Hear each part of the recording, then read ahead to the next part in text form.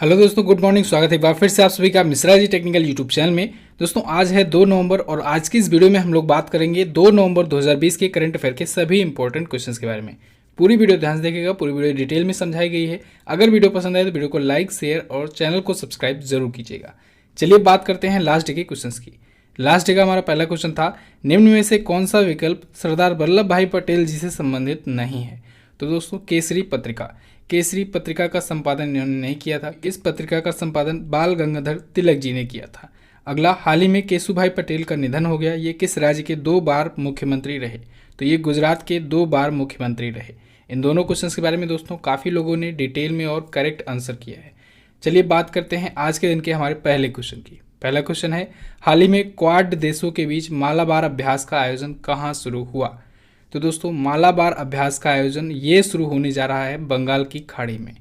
अब यहाँ पर क्वाड देश क्यों लिखा गया है, इससे दोस्तों मैं एक और क्वेश्चन आपका लिंक करा रहा हूँ। क्वाड देश में दोस्तों 4 देश हैं, जापान, भारत, ऑस्ट्रेलिया और अमेरिका। क्वाड का मतलब ही होता है 4। तो क्वाड कंट्रीज इन्हें कहा जा रहा है, जापान, भारत, ऑस्ट्रेलिया और अमेरिका को।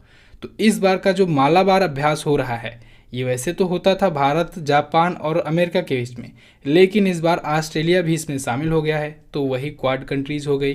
ठीक है, तो इन चारों देशों के बीच में बंगाल की खाड़ी में होगा अभ्यास। ठीक है, नौसैन्य अभ्यास होगा बंगाल की खाड़ी में। इस बार ये 2 स्टेजेस में हो रहा है। पहला स्टेज जो होगा वो होगा दोस्तों 3 से 6 नवंबर के बीच में, और दूसरा स्टेज में, सेकेंड स्टेज में जो होगा वो होगा 17 से 20 नवंबर के बीच में। ठीक है, कहाँ पर होगा, बंगाल की खाड़ी में होगा। तो 3 नवंबर यानी कल से ये शुरू होगा बंगाल की खाड़ी में। क्लियर। अच्छा, इस बार पहली बार ऑस्ट्रेलिया शामिल हो रहा है, 1 पॉइंट तो मिल ही गया आपको। दूसरा पॉइंट आपको मिला कि क्वाड कंट्रीज में 4 कंट्री है।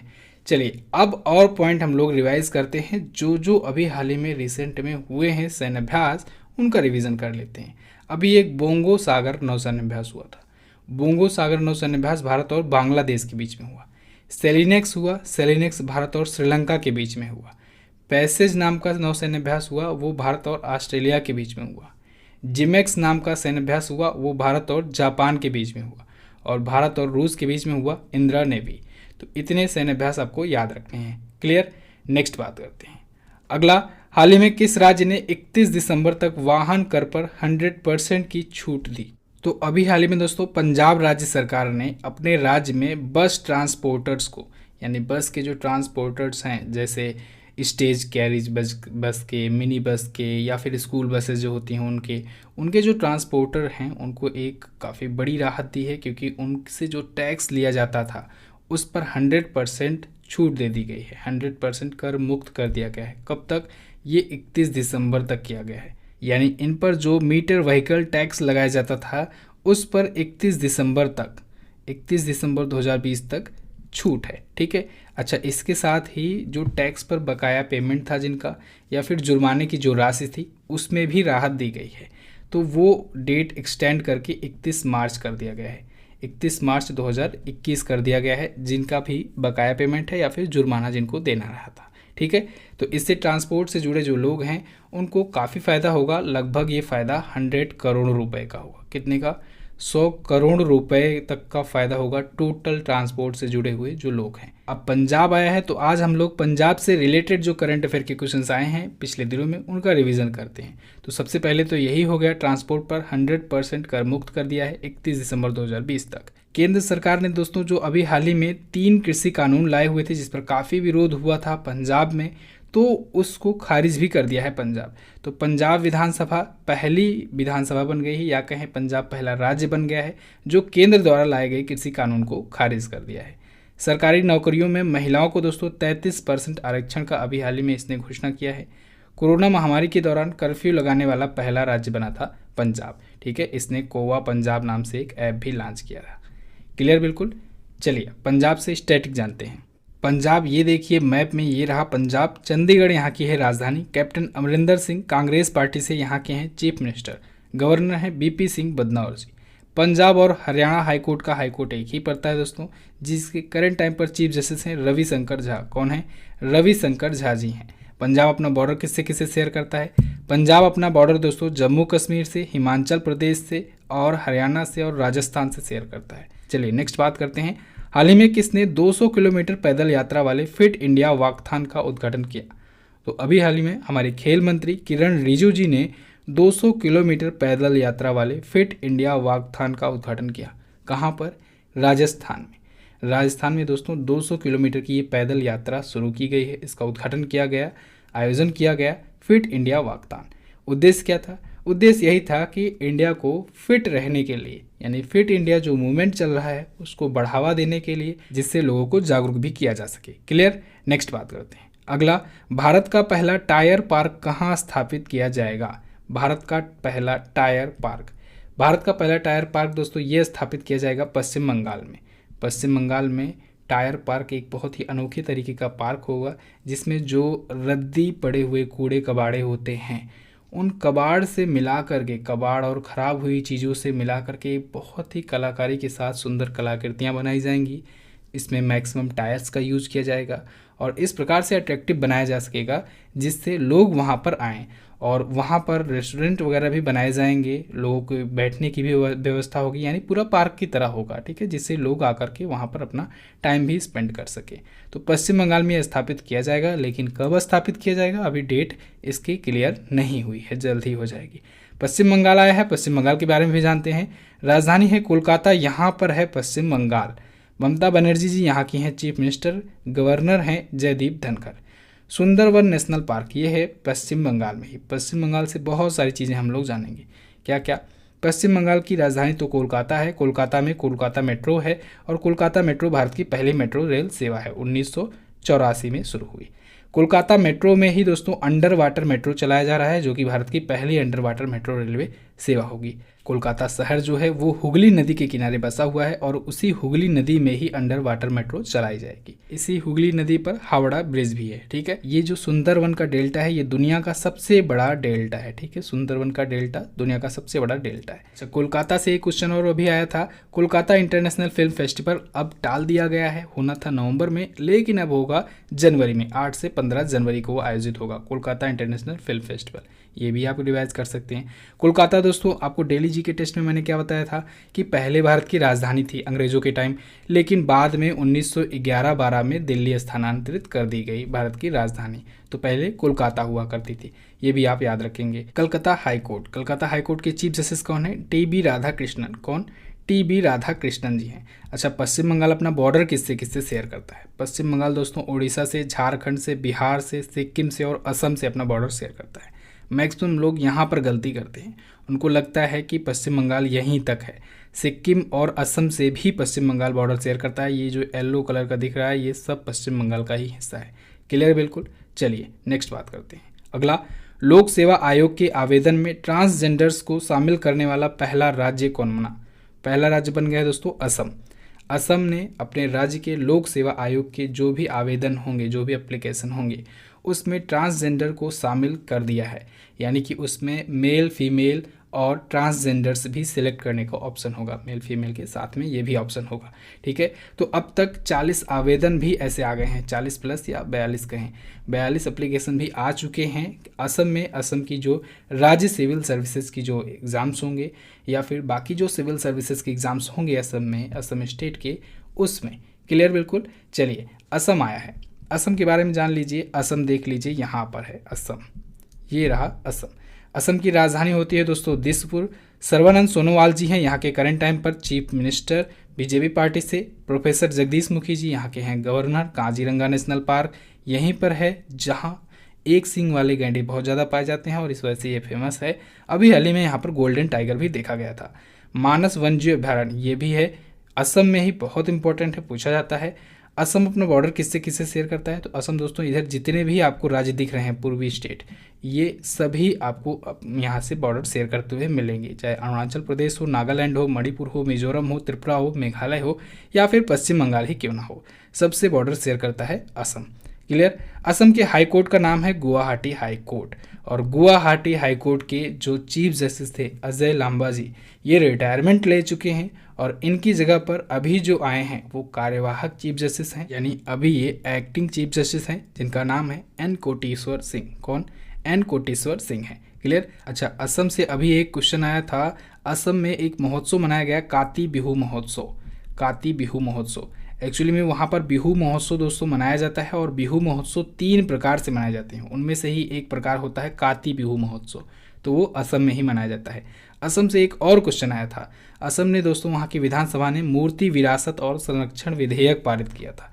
ये आपको जानना जरूरी है, ये पारित करने वाला, ऐसा विधेयक पारित करने वाला पहला राज्य भी बना था असम। नेक्स्ट बात करते हैं। अगला, दुनिया भर के केंद्रीय बैंकों द्वारा बेचे जा रहे गोल्ड में शीर्ष देश कौन है?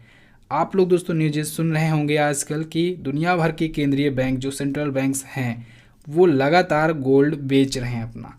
क्यों बेच रहे हैं, कैसे बेच रहे हैं, कौन कितना बेच रहा है, सब कुछ जानेंगे आज हम लोग।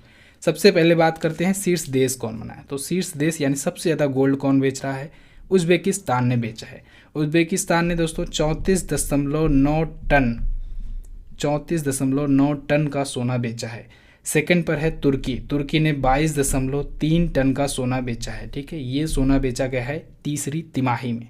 तीसरी तिमाही कब होती है ये बताने की ज़रूरत है नहीं, आप लोग जोड़िएगा। 1 अप्रैल से लेकर के शुरू होता है वित्तीय वर्ष, 1 अप्रैल से 31 मार्च तक चलता है। अब यहाँ से 3-3 महीने जोड़ते चलेंगे तो 4 तिमाही में पूरा वर्ष पूरा होगा। तो तीसरी तिमाही कब आएगी आप लोग कैलकुलेट करके बताइए। उज्बेकिस्तान दोस्तों, यहाँ की सेंट्रल बैंक ने सबसे ज़्यादा गोल्ड बेचा हुआ है। भारत की सेंट्रल बैंक यानी आरबीआई ने भी गोल्ड बेचा है। यहाँ तक कि रसिया के भी सेंट्रल बैंक जो है उसने भी बेचा है। दोस्तों 2010 के बाद से पहली बार ऐसा हो रहा है जब इतनी बड़ी मात्रा में इतने देशों के केंद्रीय बैंक सोना अपना बेच रहे हैं। रूस भी ऐसा है देश जो 13 वर्षों के बाद अपना सोना बेच रहा है, रूस का भी सेंट्रल बैंक। अब बात आती है कारण क्या है। कारण ये है दोस्तों कि गोल्ड की कीमत जो है, सोने की वैल्यू जो है बहुत तेज़ी से गिरती जा रही है। इसी वजह से सभी देशों के केंद्रीय बैंक इसको बेच रहे हैं। 2009 के बाद पहली बार ऐसा हुआ है जब सोने में सबसे ज़्यादा गिरावट देखी जा रही है। अच्छा, अभी आप सोच रहे होंगे कि अभी तो सोना 50,000 पार है हमारे इंडिया में, तो अभी हमारे इंडिया में है लेकिन आने वाले दिनों में यहाँ भी घटने लगेगा। ठीक है, अभी ये ग्लोबल मार्केट की बात हो रही है। ग्लोबल मार्केट में अगर देखा जाए तो सालाना बेसिस पर 3% की गिरावट देखी गई है, यानी आने वाले दिनों में गोल्ड में इंडिया में भी गिरावट आएगी। अब ये गिरावट क्यों आ रही है? क्योंकि दोस्तों ऐसा बताया जा रहा है कि जिन देशों के पास स्टोरेज ज़्यादा था या फिर जिन देशों ने प्रोडक्शन ज़्यादा किया, उन्होंने अपने मनमानी तरीके से पिछले दिनों में बेचा हुआ है गोल्ड। इसी वजह से कीमतें घट रही हैं और पूरा वर्ल्ड लेवल पर सालाना बेसिस पर 3% की गिरावट देखी गई है। क्लियर? अब बात आती है उज्बेकिस्तान की। चलिए चलते हैं वर्ल्ड मैप में और देखते हैं उज्बेकिस्तान है कहाँ पर। तो दोस्तों ये रहा हमारा प्यारा भारत। यहाँ से हम लोग आएंगे मध्य एशिया में। अभी कल ही मैंने आपको बताया था मध्य एशिया के 5 देशों के बारे में। यहीं पर आपको दिख जाएगा उज्बेकिस्तान।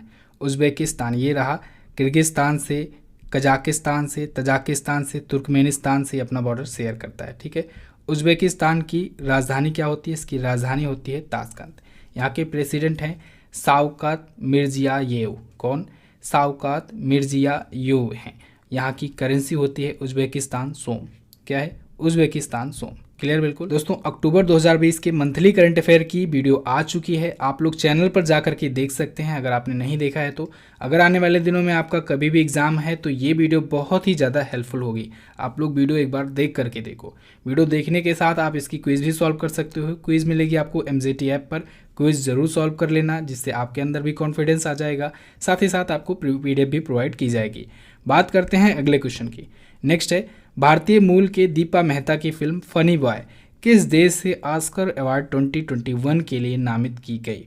तो दोस्तों फनी बॉय मूवी को कनाडा कंट्री से ऑस्कर अवार्ड के लिए नामित किया गया है, यानी वहाँ से रिकमेंड किया गया है बेस्ट इंटरनेशनल फीचर फिल्म की कैटेगरी में कनाडा कंट्री से इस फिल्म को। दीपा मेहता ये कौन है? दीपा मेहता दोस्तों भारतीय मूल की हैं, ये कनाडा में रहती हैं और इनकी फिल्म है जो फनी बॉय, इसे रिकमेंड किया गया है ऑस्कर 2021 के लिए, यानी 93वें एकेडमी अवार्ड्स के लिए इनको नामित किया गया। ध्यान रखिएगा, नामित करने यानी नॉमिनेट करने का मतलब ये नहीं होता है कि ऑस्कर अवार्ड जीत गई है। ठीक है, ऑस्कर अवार्ड जीतने का मतलब हुआ लास्ट में फाइनलाइज जो हुआ। नॉमिनेट का मतलब ये हुआ कि कौन कौन सी कंट्री अपनी बेस्ट मूवी को रिकमेंड कर रही है। ठीक है, जब सभी देशों से दिया जाता है ऑस्कर के लिए फिल्म तो उसमें कनाडा की तरफ से इस फिल्म को दिया गया है। सीधी सी बात आप समझिए। तो फनी बॉय जो मूवी है दोस्तों, ये बेसिकली श्याम सेल्वा दुरई हैं एक, उन्होंने, लेखक हैं वो, उन्होंने अपना उपन्यास लिखा था फनी बॉय, उसी पर बेस्ड है ये, ठीक है। श्याम सेल्वा दुरई द्वारा लिखे गए उपन्यास पर बेस्ड है फनी बॉय, उनके उपन्यास का भी नाम फनी बॉय ही था। दीपा मेहता की एक और फिल्म दोस्तों नॉमिनेट की जा चुकी है इससे पहले, 2007 में इनकी एक फिल्म आई थी वाटर को भी ऑस्कर के लिए नॉमिनेट किया गया था, लेकिन मैंने जैसे कि बताया नॉमिनेट करने का मतलब ये नहीं कि ऑस्कर जीत ही जाएगी। चलिए नेक्स्ट बात करते हैं। अगला है T20 में 1000 से ज़्यादा छक्के लगाने वाले पहले बल्लेबाज कौन बने। तो दोस्तों T20 क्रिकेट में 1000 छक्के से ज़्यादा छक्के लगाने वाले पहले बल्लेबाज बन गए हैं क्रिस्टोफर हेनरी गेल, यूनिवर्स बॉस के नाम से भी जाने जाते हैं। अभी हाल ही में दोस्तों राजस्थान रॉयल्स के खिलाफ IPL में इन्होंने ये रिकॉर्ड बनाया है।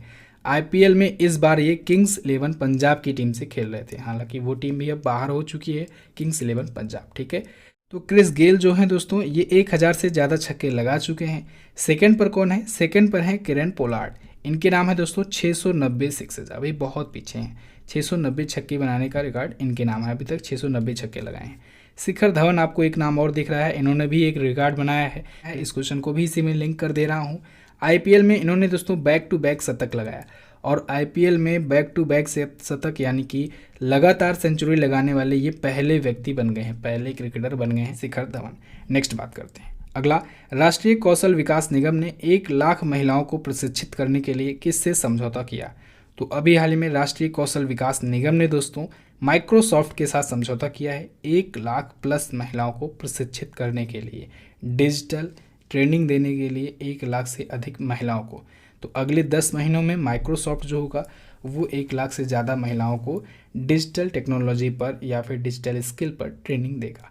अच्छा, इससे पहले ऑलरेडी ही 1 लाख प्लस युवाओं को डिजिटल स्किल की ट्रेनिंग दे रहा है माइक्रोसॉफ्ट, इसको ध्यान रखिएगा। पहले युवाओं के लिए समझौता ऑलरेडी हो चुका था, अब महिलाओं के लिए भी होगा, यानी महिलाओं को भी ट्रेनिंग देगा माइक्रोसॉफ्ट के बारे में बात करें तो इसकी स्थापना हुई थी 1975 में, बिल गेट्स ने इसकी स्थापना की थी, संस्थापक थे। वर्तमान में CEO हैं सत्या नडेला। नेक्स्ट बात करते हैं। एयर इंडिया की पहली महिला पायलट को अलायंस एयर का CEO बनाया गया, इनका क्या नाम है। एयर इंडिया की पहली महिला पायलट दोस्तों थी हरप्रीत सिंह, इनको अभी हाल ही में अलायंस एयर का CEO बनाया गया। अलायंस एयर ये गवर्नमेंट की दोस्तों गवर्नमेंट ऑपरेटेड एयरलाइंस है, गवर्नमेंट के द्वारा ऑपरेट की जाती है, तो इसका CEO बना दिया गया है हरप्रीत सिंह को, ठीक है। ये एयर इंडिया की वर्तमान में एग्जीक्यूटिव डायरेक्टर भी हैं और एयर इंडिया की पहली महिला पायलट थी ये हरप्रीत सिंह। नेक्स्ट बात करते हैं। अगला है, हाल ही में जेम्स बॉन्ड का किरदार निभाने वाले किस अभिनेता का निधन हो गया। तो अभी हाल ही में दोस्तों सर जॉन कॉनरी का निधन हो गया है। किसका? सर जॉन कॉनरी का निधन हो गया है, जो जेम्स बॉन्ड का किरदार निभाने वाले पहले अभिनेता थे। जेम्स बॉन्ड दोस्तों मूवीज़ की एक सीरीज है जिसमें एजेंट की कहानी होती है, उस एजेंट का नाम है 007, ठीक है। तो 007 यानी जेम्स बॉन्ड का किरदार उस सीरीज़ में निभाने वाले ये पहले अभिनेता थे। शुरू की 7 फिल्मों में इन्होंने जेम्स बॉन्ड का किरदार निभाया, उसके बाद दूसरे अभिनेता यानी दूसरे एक्टर्स जेम्स बॉन्ड का किरदार निभाते हैं। तो ये बहुत ही पुरानी और बहुत ही प्रसिद्ध, वर्ल्ड लेवल पर बहुत ही फेमस ये जेम्स बॉन्ड की मूवीज़ की सीरीज होती है, ठीक है। सर जॉन कॉनरी को दोस्तों 1 बार ऑस्कर अवार्ड, 2 बार बाफ्टा अवार्ड और 3 बार गोल्डन ग्लोब अवार्ड से सम्मानित किया जा चुका है। तो 1, 2, 3 भी याद रखिएगा, 1 बार ऑस्कर अवार्ड, 2 बार बाफ्टा अवार्ड और 3 बार गोल्डन ग्लोब अवार्ड भी ये पा चुके हैं। तो बस दोस्तों ये तो थे हमारे आज के दिन के इंपॉर्टेंट करंट अफेयर के क्वेश्चंस। आई होप आपको वीडियो पसंद आई होगी। वीडियो अगर पसंद आई है वीडियो को लाइक कीजिएगा, अपने दोस्तों के पास शेयर कर दीजिएगा, शेयर करना मत भूलिएगा। आप लोग शेयर करके अपना सपोर्ट जरूर दिखाइए। आपके पास जो भी स्टडी रिलेटेड ग्रुप है वहाँ पर वीडियो को शेयर जरूर कर दीजिए। अगर चैनल पर पहली बार आए हैं या चैनल को अभी तक सब्सक्राइब नहीं किए हैं तो चैनल को सब्सक्राइब करके बेल आइकन को प्रेस कर लीजिए, जिससे आने वाली वीडियोज़ का नोटिफिकेशन आपको मिल जाए। बात करते हैं क्वेश्चन ऑफ द डे की। आज का पहला क्वेश्चन है आपके लिए, 14वें एशियाई फिल्म पुरस्कार 2020 में बेस्ट एक्टर का खिताब किसने जीता है। अगला, वर्ल्ड सिटीज़ डे कब मनाया जाता है। दोनों ही क्वेश्चन है इंपॉर्टेंट, दोनों के बारे में आपको जो पता हो डिटेल में जरूर आंसर कीजिएगा। अब आप वीडियो देख लिए हो तो MZT ऐप में जाओ और इसकी क्विज भी सॉल्व कर लो। क्विज सॉल्व करना आपके लिए बहुत ज़्यादा ज़रूरी है, क्विज ज़रूर सॉल्व कर लिया करो। इसके अलावा आप हमारे टेलीग्राम ग्रुप से भी ज्वाइन कर सकते हो, वहाँ पर आपको डेली क्विजेस कराई जाती हैं आपसे, वहाँ पर PDF फाइल भेजी जाती है, इमेजेस भेजी जाती हैं, ठीक है। इमेजेस में होता क्या है, ये जितने भी करंट अफेयर के क्वेश्चंस होते हैं ये 1 लाइनर के रूप में आपको दिए जाते हैं, जिससे आपका स्टोरेज भी बचता है। तो आप लोग टेलीग्राम ग्रुप भी हमारा ज्वाइन कर सकते हैं। टेलीग्राम पर सर्च कीजिएगा Mishra ji technical MZT education. 21,700 subscriber हैं वहाँ पर। उसी ग्रुप को आपको ज्वाइन करना है, किसी फेक ग्रुप को ज्वाइन नहीं करना है। वीडियो पसंद आई है तो लाइक और शेयर कर दीजिए। मिलते हैं अगली वीडियो में, तब तक के लिए दोस्तों नमस्कार, जय हिंद, वंदे मातरम।